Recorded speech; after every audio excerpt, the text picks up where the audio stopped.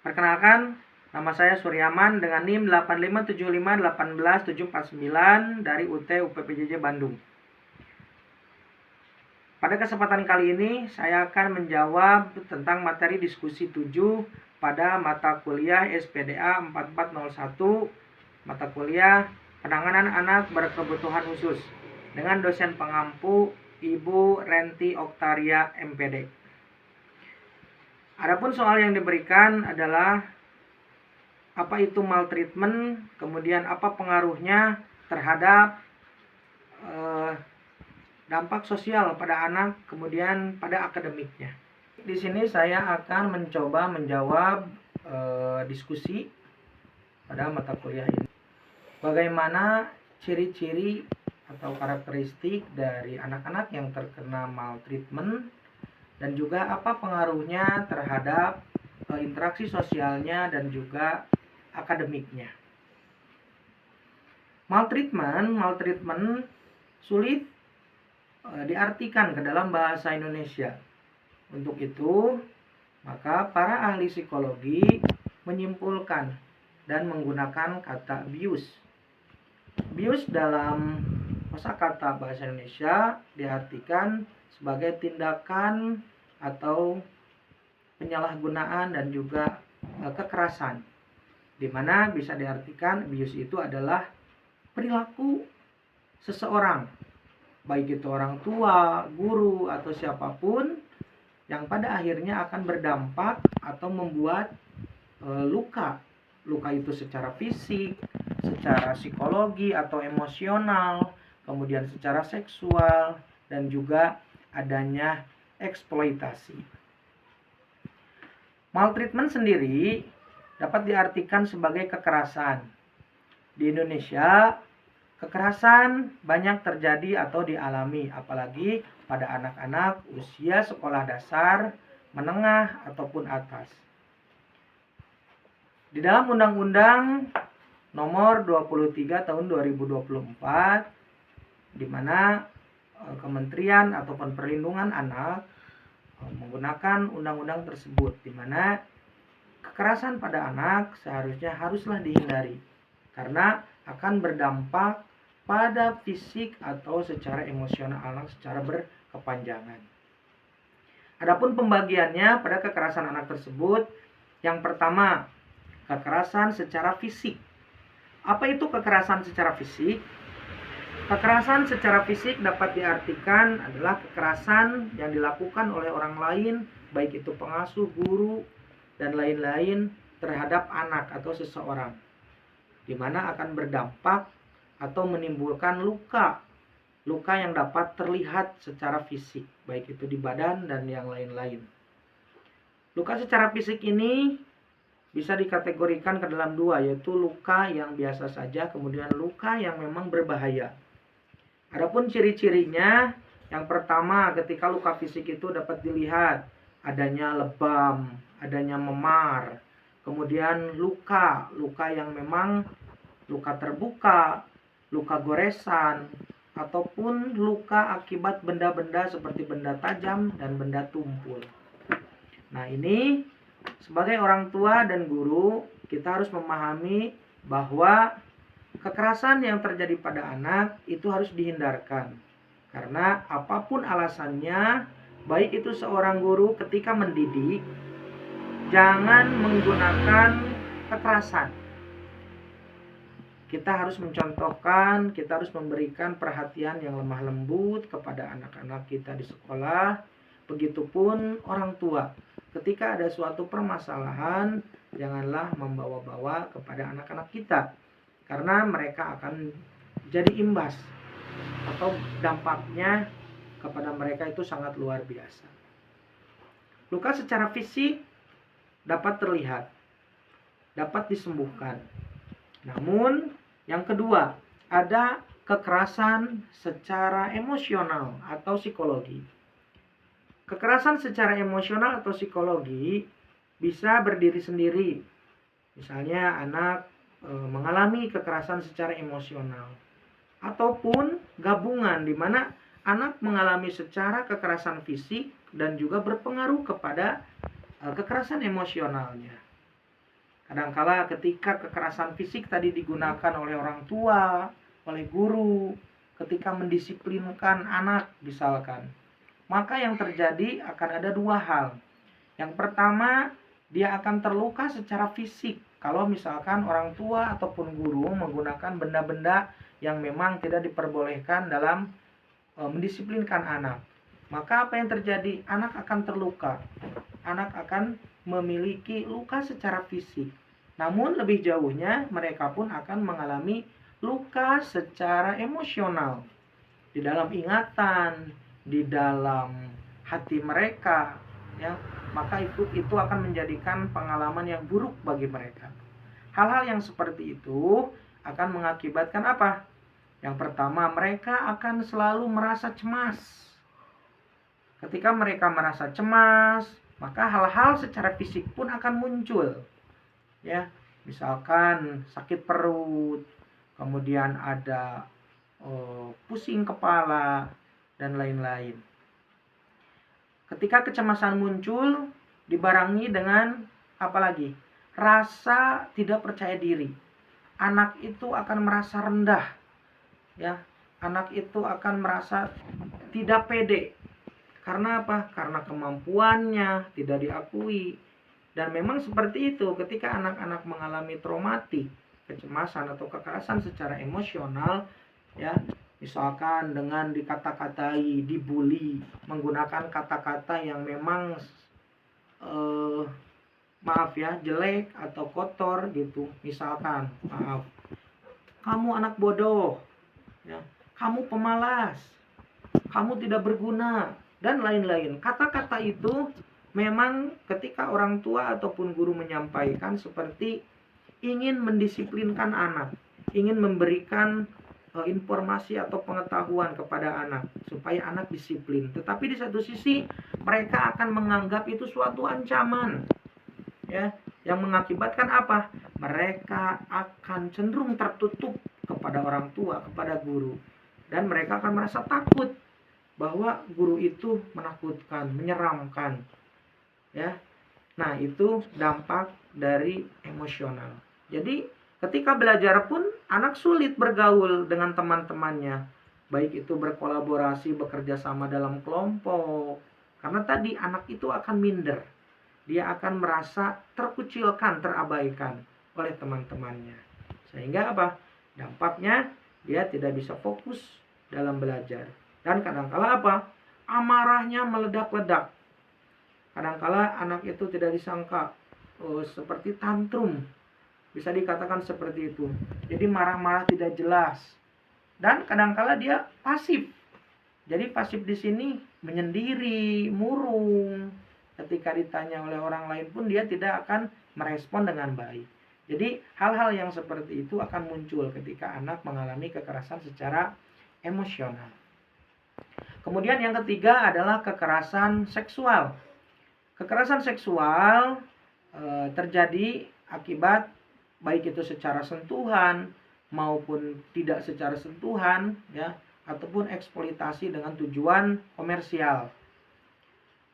Khususnya untuk anak-anak, bahwa dikutip dari jurnal ataupun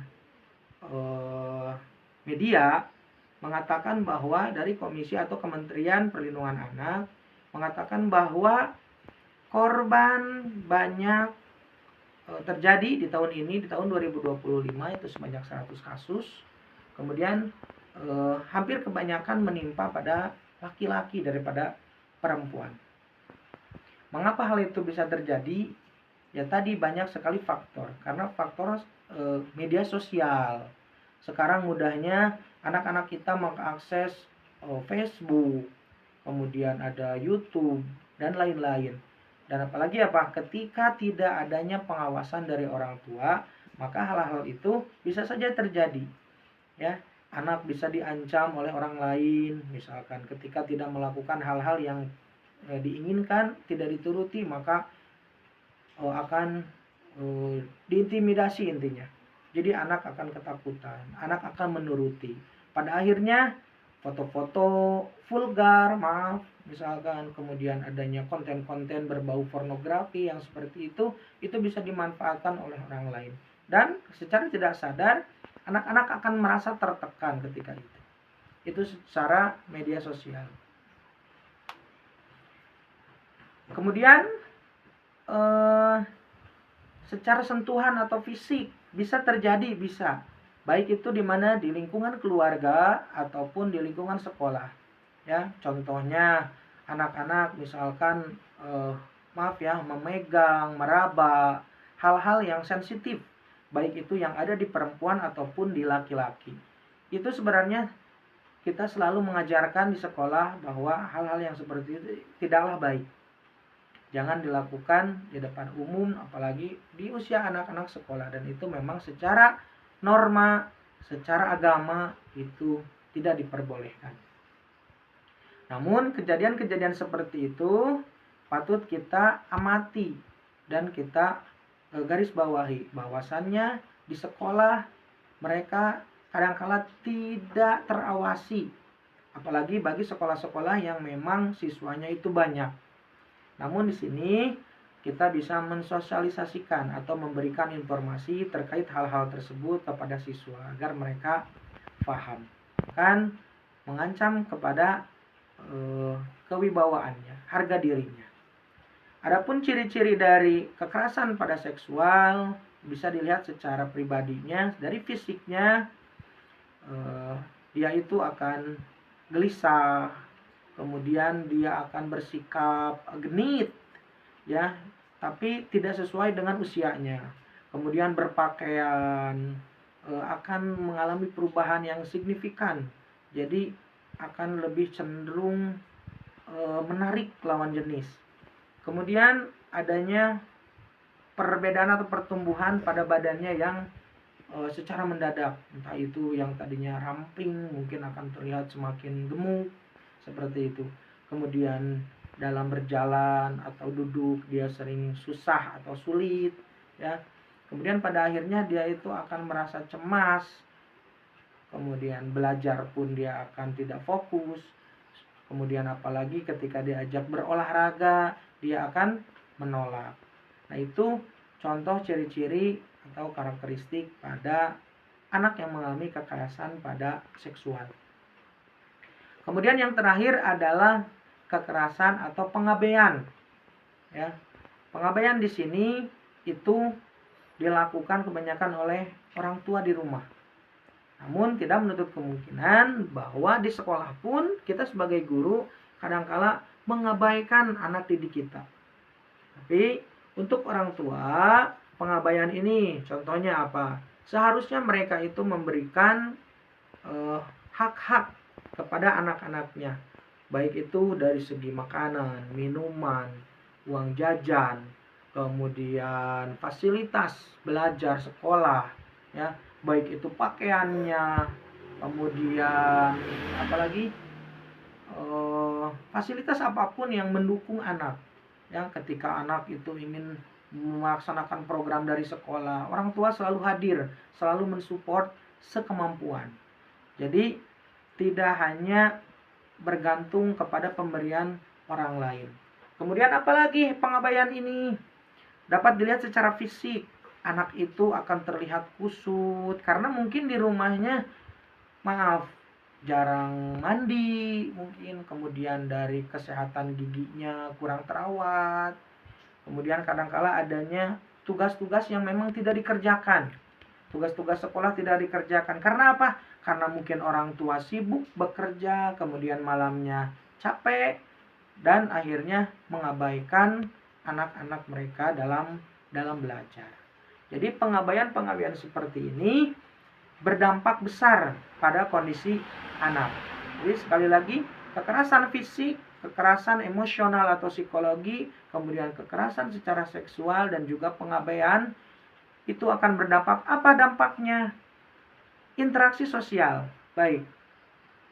Dampak terhadap interaksi sosial. Tadi dikatakan adanya luka fisik, kemudian luka secara batin atau emosional. Kemudian adanya luka atau kekerasan secara seksual, apalagi adanya pengabaian. Itu akan berdampak ketika anak itu berinteraksi baik itu dengan temannya, dengan keluarga, ataupun dengan orang lain di lingkungan, maka apa yang terjadi?